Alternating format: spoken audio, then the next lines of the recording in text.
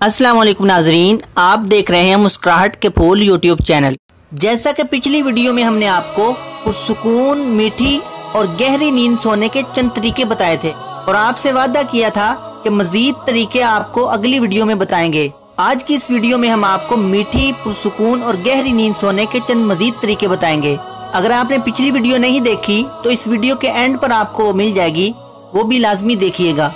सोने से पहले तेज मसालेदार खुराक, एग्जाम्पल के तौर पर कढ़ाई वगैरह, इस तरह की खुराक मत खाएं। हमारे माशरे में ज्यादातर लोग शाम को खूब दबाकर खाना खाते हैं, हालांकि खूब पेट भरकर खाना खाने का वक्त दोपहर का वक्त होता है। जिस तरह खाली पेट सोना बुरी नींद और बुरे ख्वाबों की वजह बनता है, इसी तरह ज्यादा खाना खाना भी नींद के लिए खलल का बायस बनता है। कोशिश करें कि रात का खाना जल्दी खाएं और खाना खाने के फौरन बाद सोने से परहेज करें। आपके सोने की जगह यानी आपका बेडरूम हर किस्म के शोर से महफूज होना चाहिए, क्योंकि अच्छी नींद और अच्छे ख्वाबों के लिए पुरसुकून माहौल का होना बहुत जरूरी है। अगर आपका बेडरूम 100% शोर से पाक न हो सकता हो तो कोशिश करें कि शोर जितना कम हो सकता हो उतना कम करें। मुनासिब दर्जा हरारत का इंतखाब, अच्छी नींद के लिए कोशिश करें कि बेडरूम का टेम्परेचर बराबर हो, यानी ना ज्यादा सर्दी हो और ना ही ज्यादा गर्मी। बहुत सारे लोग सोने से पहले लेट कर सोचने के आदी होते हैं। अच्छी और पुरसुकून नींद के लिए ये आदत अच्छी नहीं है।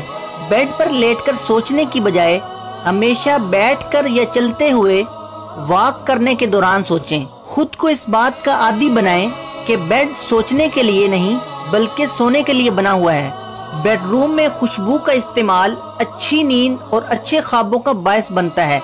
आप अपने पसंद की कोई भी खुशबू इस्तेमाल कर सकते हैं। वैसे भी खुशबू का इस्तेमाल हमारे प्यारे नबी की सुन्नत है। अगर मुमकिन हो तो अपने तकिए पर खुशबू लगा लें। सबसे अहम बात यह है कि सोने और जागने का एक वक्त मुकर्रर करें। जल्दी या देर से सोने की बजाय आपका एक वक्त मुकर्रर होना चाहिए ताकि आप उसी वक्त पर सोएं और उसी वक्त पर जागें।